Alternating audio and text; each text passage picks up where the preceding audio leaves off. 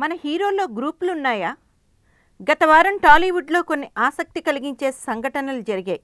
అవి కాకతాళీయంగా జరిగాయా లేక కావాలని చేశారా అనే దానిపై మాత్రం స్పష్టత రాలేదు. రామ్ చరణ్తో మైత్రి మూవీస్ నిర్మిస్తున్న చిత్రానికి శ్రీకారం చుట్టారు. చిరంజీవి వచ్చి క్లాప్ కొట్టారు. కొడుకు సినిమా కాబట్టి తండ్రి వచ్చాడని అనుకోవచ్చు.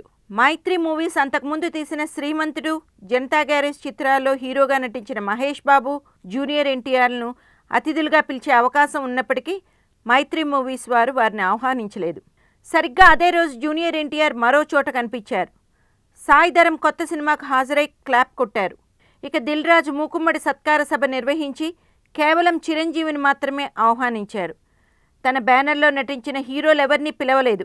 అలాగే టి సుబ్బిరామిరెడ్డి రెగ్యులర్గా సత్కార సభ కూడా ఇలాగే జరిగింది. బాలకృష్ణను శాతకర్ణి యూనిట్ను సత్కరిస్తూ వెంకటేష్ను పిలిచారు, కానీ చిరంజీవిని ఆహ్వానించలేదు. ఖైదీ యూనిట్ సత్కార వేడుకలో మాత్రం నాగార్జున కనిపించారు.